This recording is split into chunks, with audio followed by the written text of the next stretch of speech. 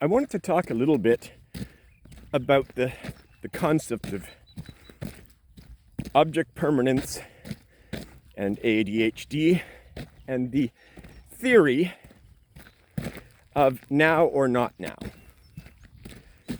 Briefly, I talked before about the idea of why people with attention deficit disorder will often have an unfinished task that it doesn't seem like they care about, like laundry at the bottom of the stairs, or something messy, or whatever the case may be. Neurotypicals, of course, look at this and they think, why can't they do this? Why is this still here? And I thought of a better way to describe it today than just saying now or not now. And it might explain some things for the people who suffer from it as well as their partners.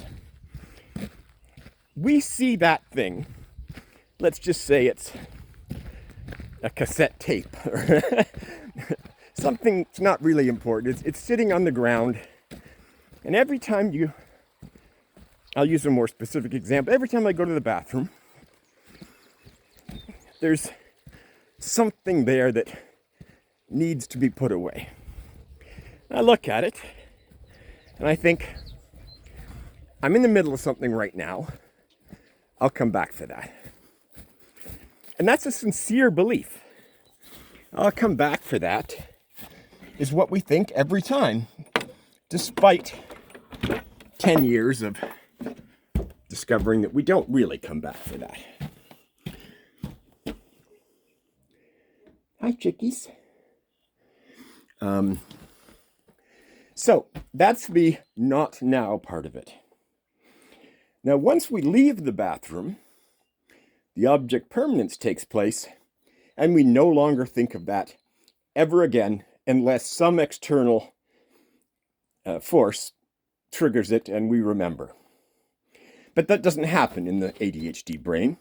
If there's no external source of remembering, the next time we remember that thing is when we go to the washroom and go, oh yeah, I got to put that away, but I'm in the middle of something right now.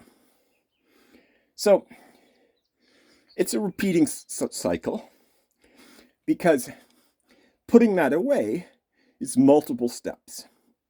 It might seem simple to you, but I've got to find a place for it. I've got to put it with all the other cassettes, and whatever the case may be, I'm in the middle of something is a legitimate excuse.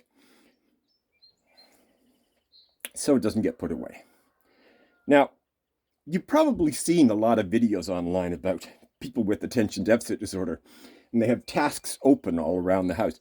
They start cleaning the dishes, they put the garbage out, the garbage notice that they've got to clean the floor, they sweep the driveway, whatever the case may be, and they go through a series of tasks in a row. That's a different way of thinking. To them, they've figured out they only do things in the now. So as they're doing things and they discover new things that need to be done, they do them instead of saying, I'll come back to that.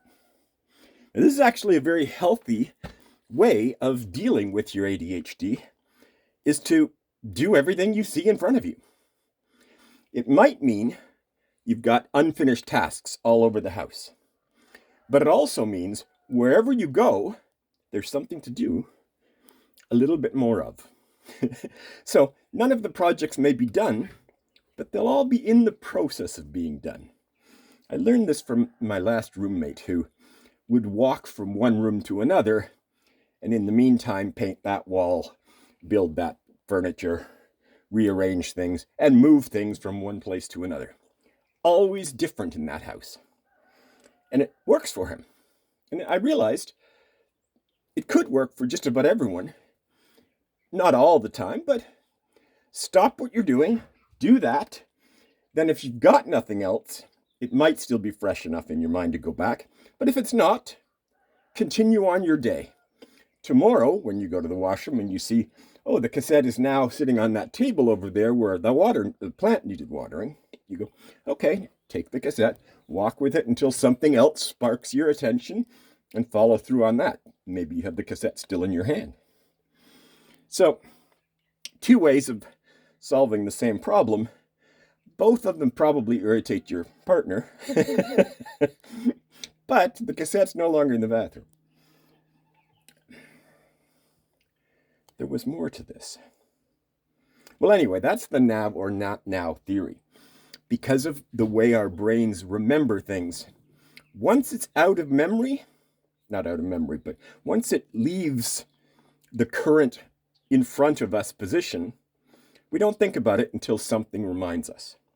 Oh, I remember the second part. It's possible to remember things by yourself if you set alarms. So you approximately know how your day is going to go. When you see that cassette tape, but it's too much work, it's too many steps right now, say to your phone, "Hey Google," or "Hey Siri, set an alarm for 4:55, just before your 5 o'clock show starts." The alarm goes off and says, "Hey, why not pick up the cassette in the bathroom?" Then it's now. Scheduling now works. Appointment books, and your family's been giving you date books and appointment books Christmas, hoping that'll solve all your problems, but we both know it's not. But setting alarms on your phone, it's now. You see a problem, you set an alarm for just before your TV show starts, or just before bed, or whenever, 10 minutes from now even. You set an alarm, it goes off. Hey, it's now. Let's go do that thing. I hope that helps.